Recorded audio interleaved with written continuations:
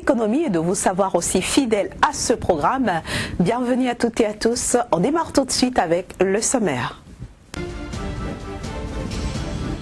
Au Zimbabwe, les églises vont désormais payer des taxes. Ainsi en ont décidé les autorités du pays.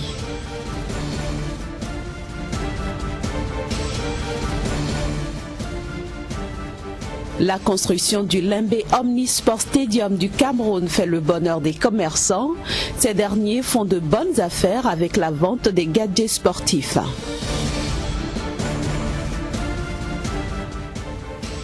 Enfin, nous irons au Japon à la découverte des agences d'intérim pour seniors. Grâce à elles, les retraités s'occupent en travaillant.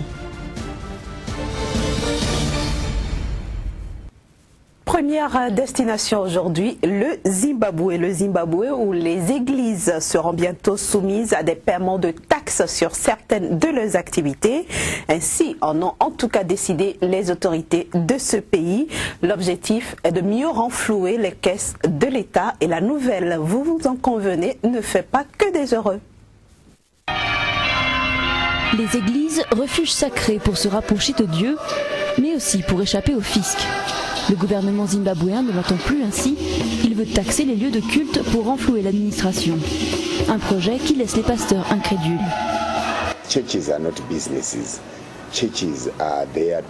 Les églises ne sont pas des entreprises. Les églises sont là pour prier et adorer Dieu.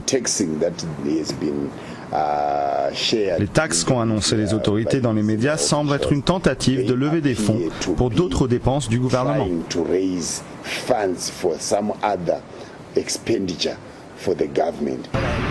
Une décennie de crise économique a vidé les caisses de l'État. Payer les fonctionnaires est devenu compliqué. Cette année, le Trésor public a trouvé de nouvelles cibles. Les 300 000 fermiers, bénéficiaires de la réforme agraire controversée du président Robert Mugabe, vont désormais devoir payer un loyer, ainsi que des impôts annuels. Le projet de taxe sur les églises reflète la situation extrême des finances zimbabwéennes. Si on regarde la part des impôts dans le PIB, on remarque qu'ils ont sensiblement baissé. Ça montre la faiblesse de l'économie, même si les prévisions de croissance pour cette année ont diminué. Elles ne devraient pas dépasser les 2%, donc je pense que cette taxe, c'est un signe de désespoir. En Afrique comme sur d'autres continents, les méga-églises pentecôtistes attirent des dizaines de milliers de croyants, en prêchant les vertus de la richesse, tandis que leurs pasteurs exhibent leur somptueux train de vie d'hommes d'affaires. Des églises modernes qui devraient être beaucoup plus touchées que les temples protestants traditionnels, car le fisc zimbabwéen ne taxera pas les dons des fidèles, mais seulement les projets générateurs de revenus, comme la vente de CD et autres produits dérivés.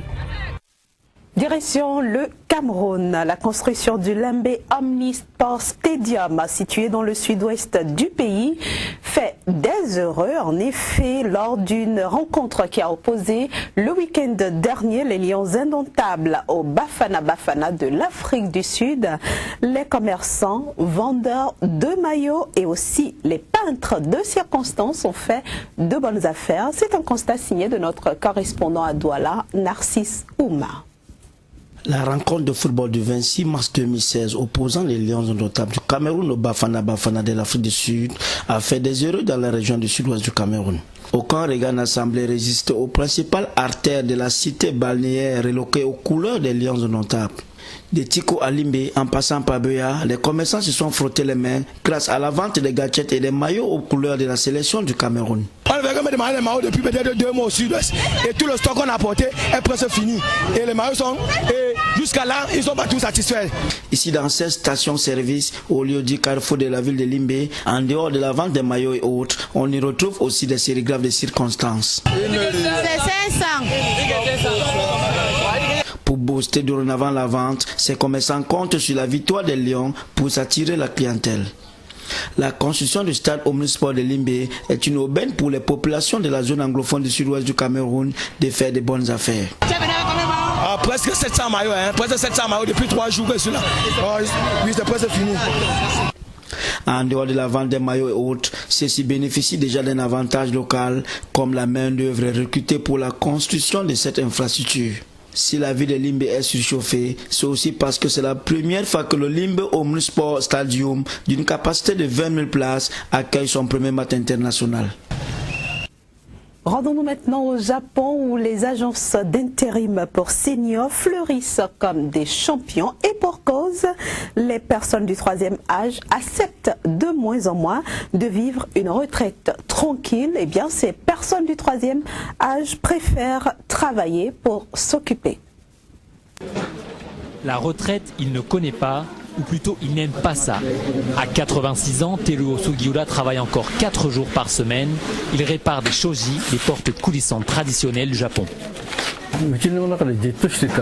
Je ne sers à rien en restant chez moi à me tourner les pouces. Au moins, en travaillant ici, je prends du plaisir et je profite aussi de tout le monde. Des agences d'intérim pour seniors ont même vu le jour. Il faut dire que la main-d'œuvre ne manque pas. Avec un quart de la population au-dessus de 65 ans, le Japon détient le record mondial de la proportion de seniors. Et pour certains économistes, cette tendance est bénéfique.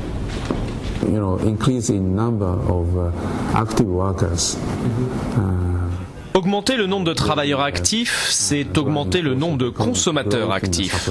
Ce qui est donc un moteur de croissance économique, aussi bien en termes d'offres que de demandes.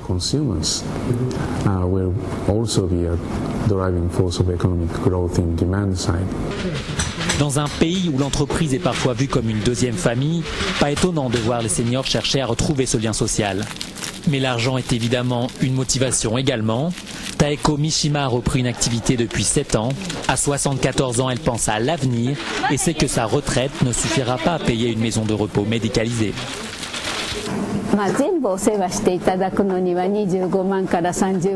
Ça coûte entre 2000 et 2500 € par mois pour une prise en charge globale, ce qui n'est pas du tout gérable avec ma seule retraite. Je mets donc de côté ce que je gagne ici, en prévision. Des prévisions, le gouvernement japonais en fait aussi. Pour prendre en compte la longévité des Japonais, il va reculer l'âge de la retraite à 62 ans en avril prochain, avec l'objectif de le passer à 65 ans d'ici 2025. Si vous venez de nous rejoindre, vous êtes bien sur le journal de l'économie et la suite, c'est juste après cette petite transition.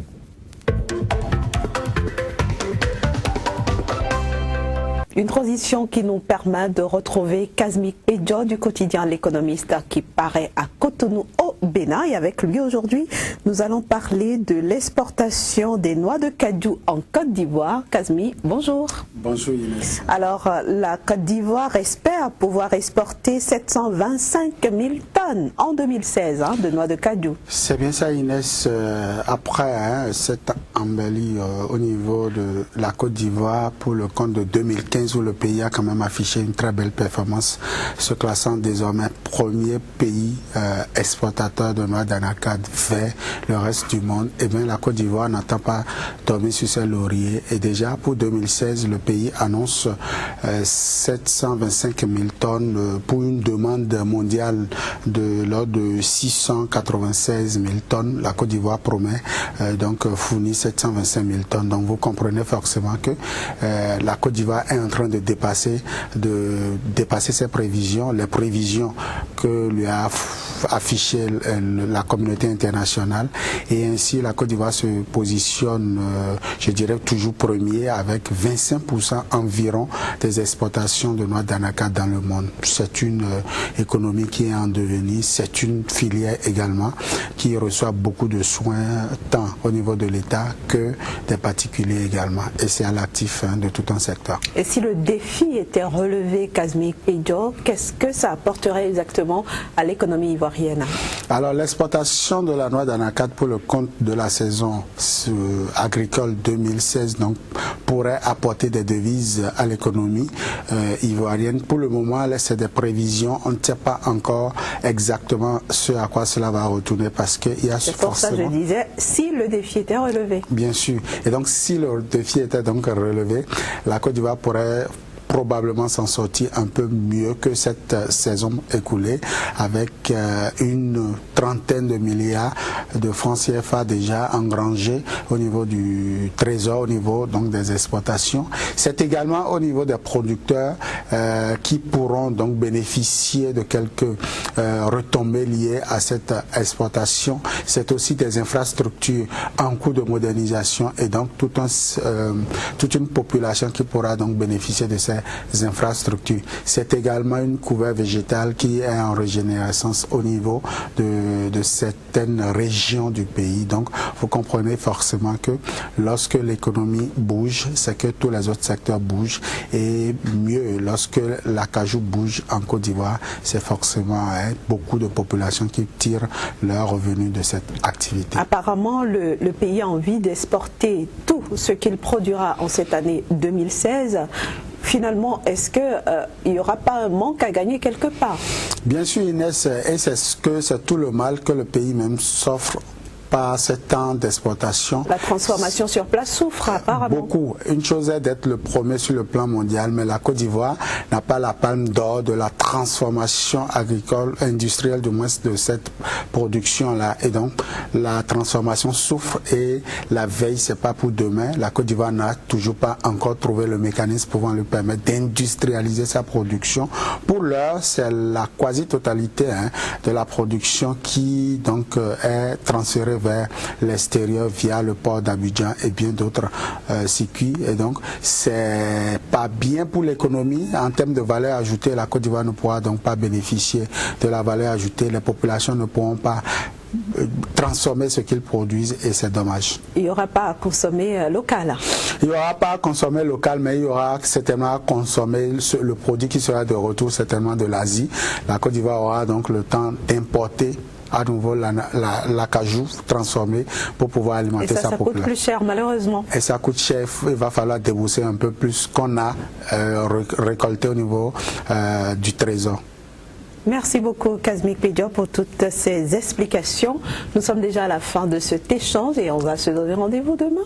Avec le même plaisir. Chers amis téléspectateurs, vous l'avez compris, nous sommes déjà à la fin de ce numéro du Journal de l'économie. Merci à vous de nous avoir reçus et à demain pour d'autres informations sur l'économie en Afrique et dans le reste du monde.